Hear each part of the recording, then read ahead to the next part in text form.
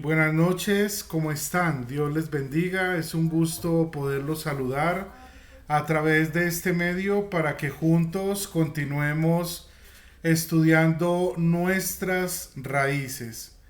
Ya por varios lunes hemos estado estudiando acerca de la doctrina de las Sagradas Escrituras como la norma para nuestra fe y nuestra doctrina y nuestra conducta cristiana.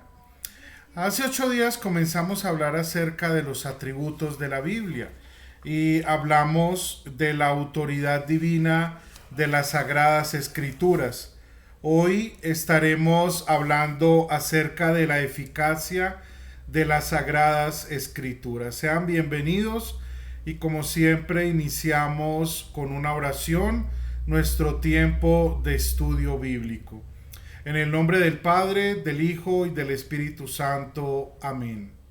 Oremos al Señor.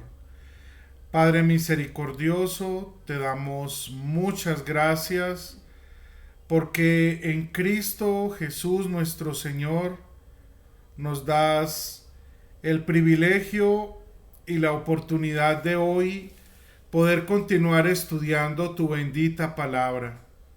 Agradecidos por la redención que Cristo ha hecho de nosotros. Nos ha comprado con su preciosa sangre a nosotros que estábamos muertos en delitos y pecados. Nos ha dado el perdón de nuestros pecados y nos ha imputado su justicia perfecta. Gracias por la redención, también por la obra de la santificación y asimismo por la seguridad que hoy tenemos conforme a tu palabra, que el Espíritu Santo nos guía a toda verdad. Él es nuestro Maestro y nuestro guía para el estudio que estamos adelantando. Por Cristo nuestro Señor. Amén. Qué gusto entonces es nuevamente poder abrir nuestras Biblias y seguir avanzando en el estudio de la doctrina cristiana. La eficacia divina de la Sagrada Escritura. Ese es el segundo atributo que estamos estudiando en nuestras clases en cuanto a la importancia de las Sagradas Escrituras. Pero, ¿qué es la eficacia de la Biblia?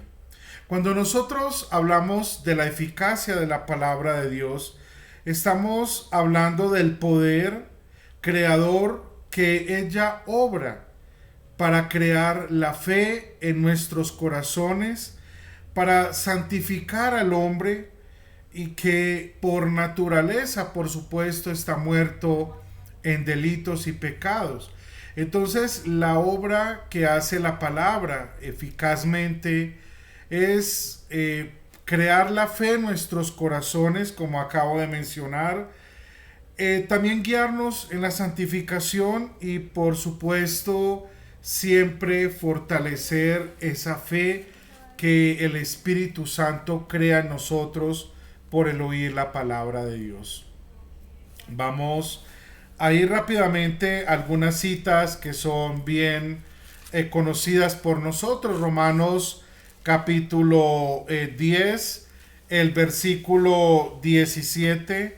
Así que la fe es por el oír y el oír la palabra de Dios. Aquí Pablo en esta cita que es también conocida por todos nosotros está recordando precisamente que las escrituras tienen el propósito de crear en nuestro corazón la fe. Muchos pasajes del Nuevo Testamento nos recuerdan precisamente que cuando oímos el mensaje del Evangelio, es que el Espíritu Santo creó en nosotros la fe para darnos vida, estando nosotros muertos en nuestros delitos y pecados. Si miramos rápidamente en Efesios el capítulo 2, podríamos ver hasta del versículo 1 hasta el 10, pero solamente vamos a ver rápidamente, antes de hablarnos de la gracia, en el versículo 5, nos dio vida en Cristo aun cuando nosotros éramos pecadores. Por gracia, ustedes han sido salvados y hemos recibido esa vida espiritual es precisamente cuando oímos la palabra del Evangelio. También Pedro en su primera epístola, en el capítulo 1, el versículo 23, pues ustedes han nacido de nuevo, no de simiente perecedera, sino mediante la palabra de Dios que vive y permanece para siempre. Porque todo mortal es como hierba y su gloria como flor del campo. La hierba se seca y la flor se cae, pero la palabra del Señor permanece para siempre. Y esta es la palabra del Evangelio que les hemos anunciado a ustedes. Qué interesante es este pasaje, porque Pedro, precisamente por inspiración del Espíritu Santo, nos recuerda que nuestro nacimiento o la regeneración que el Espíritu Santo obró en nosotros no fue mediante nuestros poderes naturales, sino que fue mediante la palabra de Dios que vive y permanece para siempre. Por eso nosotros como creyentes tenemos vida espiritual y hemos sido regenerados porque la palabra de Dios ha hecho su obra. Y como dice al final del versículo 25, la palabra del Señor permanece para siempre y esta es la palabra del Evangelio que les ha sido anunciado a ustedes. Entonces, hermanos, cuando hablamos de la eficacia de las Escrituras o de la Sagrada Escritura, estamos hablando precisamente de que ella es eficaz porque, número uno, crea en el corazón de aquel que está muerto en el pecado espiritualmente, él crea la fe. Y segundo, porque ella actúa en la santificación del hombre. Es decir, en otras palabras, podemos decir que la palabra de Dios lo convierte, lo regenera y lo renueva. Son tres palabras que vale la pena repetirlas porque son claves para entender todo esto. La palabra lo convierte, lo regenera y lo renueva, porque es la palabra del Dios nuestro que permanece para siempre. Ahora, Lutero en los artículos de Esmalcalda al respecto de la eficacia de la palabra de Dios nos dice lo siguiente: tenemos que sostener firmemente que Dios concede su espíritu o gracia únicamente mediante la palabra o con la palabra. Más adelante vamos a ver un poco más a fondo esta afirmación que es bastante interesante. Y en su catecismo mayor, él dice lo siguiente: la eficacia de la palabra es tal que cada vez que se contempla, oye y usa con toda seriedad, tiene que llevar frutos y despertar siempre un nuevo entendimiento, placer y devoción, y producir un corazón puro y pensamientos puros, pues sus palabras no son inactivas o muertas, sino creadoras y vivas. Qué interesante cita la que Lutero da en el Catecismo Mayor, y sobre todo la parte final donde dice: su palabra no son inactivas ni muertas, sino creadoras y vivas. Eso nos recuerda aquel hermoso pasaje de la carta a los Hebreos en el capítulo 4, versículo 12, porque la palabra de Dios es viva y es eficaz. Entonces, este texto que acabo de mencionar de la sagrada palabra de Dios nos recuerda por qué afirmamos y confesamos de que la Biblia es eficaz. Por eso predicamos de ella, porque tenemos la confianza de que el Espíritu Santo actúa a través de ella, como ya mencionamos, para convertir, para regenerar y para renovar al ser humano.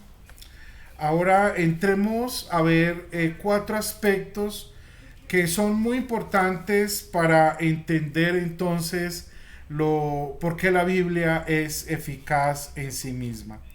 Lo primero entonces es que la palabra de Dios, según se halla en la Escritura, no obra de un modo natural, es decir, no obra por demostración lógica, apelando a la razón, ni por elocuencia retórica, apelando a las emociones, sino de modo sobrenatural. Esto es lo que hace precisamente a la palabra de Dios, que ella sea eficaz para convertir, regenerar y renovar al ser humano, es decir, crear en su corazón la fe verdadera y santificarlo. Decimos entonces que ella no está apelando a la lógica ni a la razón, ni mucho menos a las emociones del corazón del ser humano, sino que el Espíritu Santo es el que obra persuadiendo nuestros corazones para que creamos lo que ella enseña. Primera de Corintios 2:4. Vamos a leer allí en la palabra de Dios, Primera de Corintios capítulo 2, versículo 4. Mi palabra y mi predicación, decía Pablo, no fue con palabras persuasivas de humana sabiduría, sino con demostración del Espíritu y del poder. Y el versículo 5, para que nuestra fe no esté fundada en la sabiduría de los hombres, sino en el poder de Dios. Por eso es eficaz.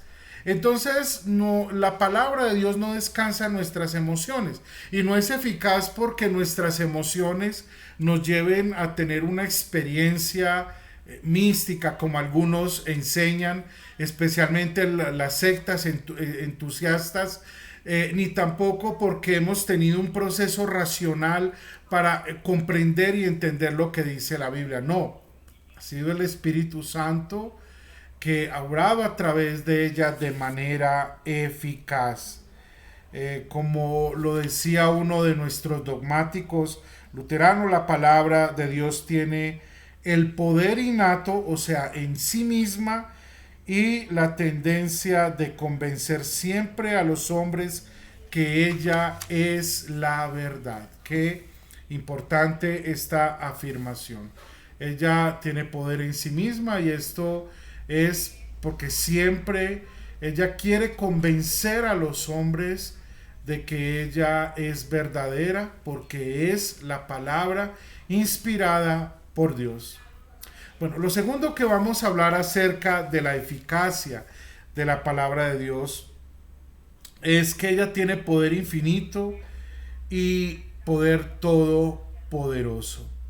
Si vamos al libro de Génesis capítulo 1, cuando la Sagrada Escritura nos habla acerca de la creación de todas las cosas, nos dice que fue por la palabra de Dios. Entonces decimos que ella tiene poder infinito porque es creadora, dadora de vida, y es un poder todopoderoso.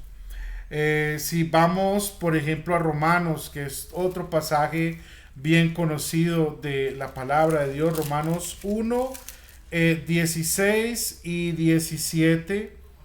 La verdad, no me avergüenzo del Evangelio, dice Pablo, pues es poder de Dios para salvación a todo aquel que cree.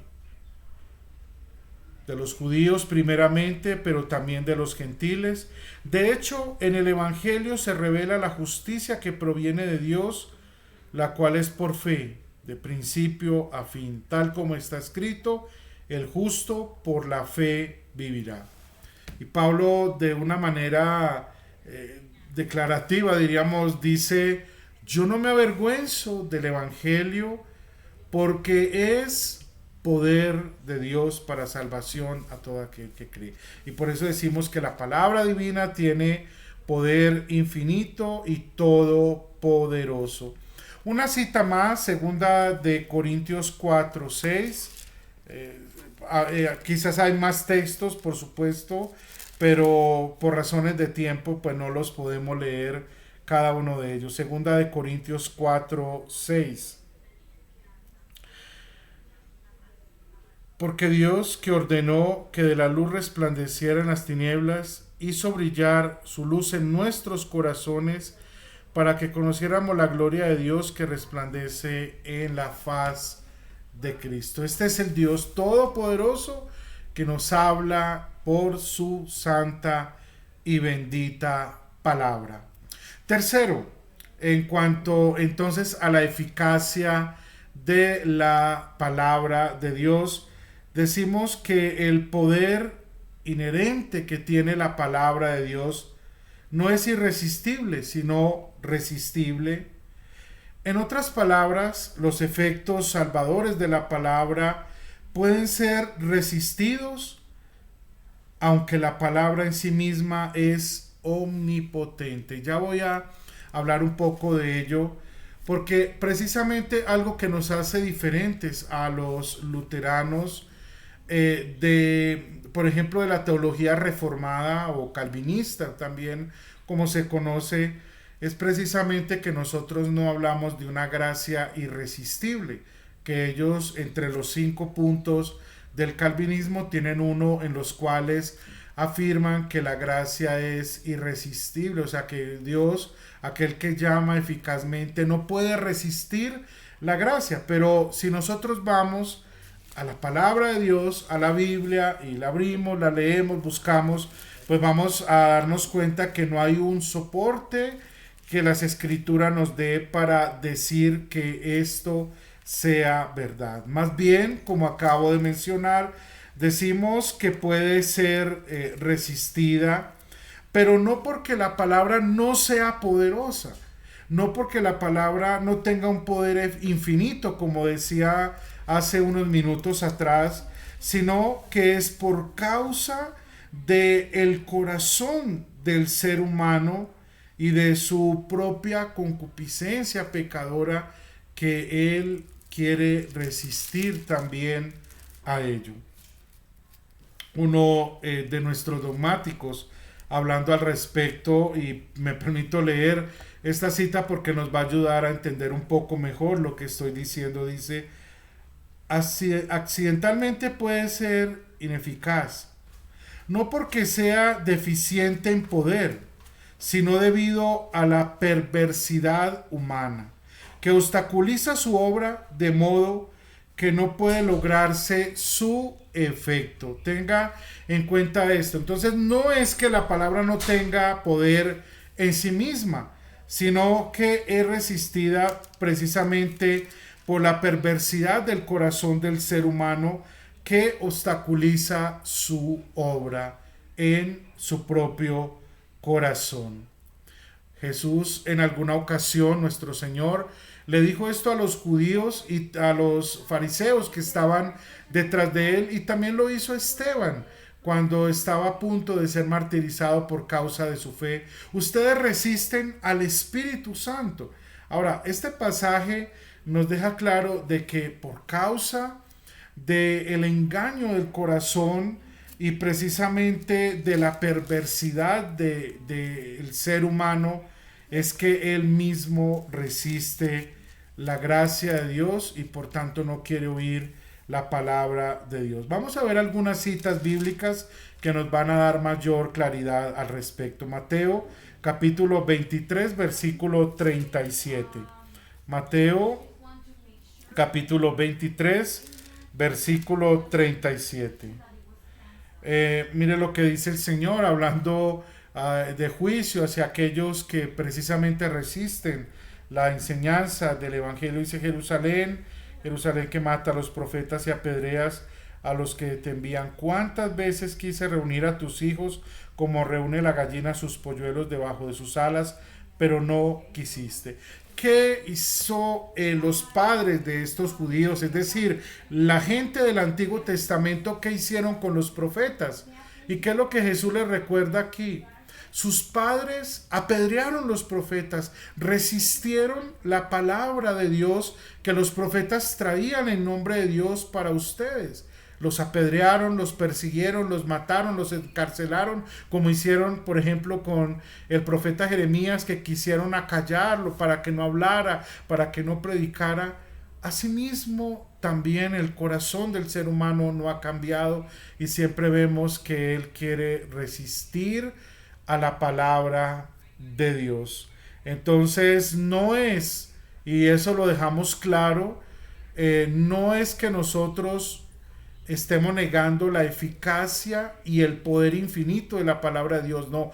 Afirmamos de acuerdo a lo que la misma Biblia nos dice, que ella tiene poder infinito y un poder todopoderoso, diríamos, pero que si es resistida es precisamente porque a causa de la incredulidad y de la perversidad del ser humano, él obstaculiza que la gracia de Dios actúe en su corazón. Hechos 7:51, que ya había mencionado este pasaje, pero me gustaría, antes de pasar al siguiente punto, que lo podamos estudiar un poco más. 7:51 de el libro de los Hechos. Hechos 7:51. Tercos, duros de corazón y torpes de oído. Ustedes son iguales a sus antepasados. Siempre resisten al Espíritu Santo. Entonces, por eso los luteranos no afirmamos dentro de nuestras confesiones ni dentro de lo que creemos que hablemos de una gracia irresistible. Más bien decimos que por causa del corazón perverso, como dice las Sagradas Escrituras, el hombre sí resiste la palabra de Dios, como lo hicieron aquellos israelitas en el Antiguo Testamento, como lo hicieron los sacerdotes, los fariseos, los saduceos en la época de Jesús, como lo hicieron los líderes judíos en la época de Esteban cuando lo apedrearon, y como hoy en día hacen miles y miles de incrédulos quienes resisten la palabra de Dios. Y por último, como un cuarto punto acerca de la eficacia de la palabra de Dios, entonces decimos que el poder divino jamás debe ser separado de la palabra de la Escritura. Es decir, el Espíritu Santo no obra sin la palabra o prescindiendo de ella. Esto es muy importante. El Espíritu Santo, ¿cómo obra? Por y a través de la palabra. Esto nos desmarca a nosotros, los luteranos, de las creencias de los entusiastas, quienes buscan nuevas revelaciones, buscan profecías, buscan todo tipo de, digámoslo así, de prácticas misticistas para lograr tener una mayor, según ellos, comunicación y una mejor revelación del Espíritu Santo, como son las falsas profecías, los sueños, las visiones y todo esto que promueven los entusiastas o para que lo entendamos más en nuestro contexto, los grupos llamados carismáticos o pentecostales o neopentecostales, que aparte de la palabra de Dios, ellos dicen que debemos entonces buscar encontrar el poder de Dios, y esto fuera de las Escrituras, a través de experiencias personales, a través de nuevas revelaciones, etcétera, lo cual no se puede sostener con la Biblia, porque esta práctica no es bíblica. Pero sí el creer que la palabra de Dios es eficaz, y Dios siempre actúa con y por la palabra. ¿Cómo es que el Espíritu Santo nos regenera y nos convierte en creyentes? Por medio de la palabra, lo dijimos al comienzo de la clase. ¿Cómo es que la persona, el creyente, es santificado? Por la obra del Espíritu Santo en la palabra. Y los medios de gracia, ¿qué son? Son precisamente la expresión del poder de la palabra de Dios. La predicación del Evangelio, como dice Romanos 1:16, es poder de Dios para salvación a todo aquel que cree. Ese es el medio de gracia, el Evangelio, que tiene poder para nuestra salvación. Pero también lo podemos aplicar al bautismo, que es palabra visible en el agua, pero no es solamente agua, sino agua unida a la palabra de Dios y al mandato divino. Lo mismo en la Santa Cena, no es simplemente pan y simplemente vino, sino que la palabra y la promesa de Cristo está allí. Este es mi cuerpo, esta es mi sangre, dada por ustedes para el perdón de sus pecados. Ahí vemos entonces cómo es que el Espíritu Santo obra a través de la palabra. Muy bien, el tiempo se nos ha pasado, ha sido un gusto poder compartir con ustedes este tiempo de estudio de la palabra del Señor. Que el Señor en esta noche los bendiga, los guarde, haga el Señor resplandecer su rostro sobre ustedes, tenga misericordia y les conceda la paz. Que la bendición del Padre, del Hijo y del Espíritu Santo sea con ustedes ahora y por siempre. Amén. Una muy feliz y bendecida noche para todos.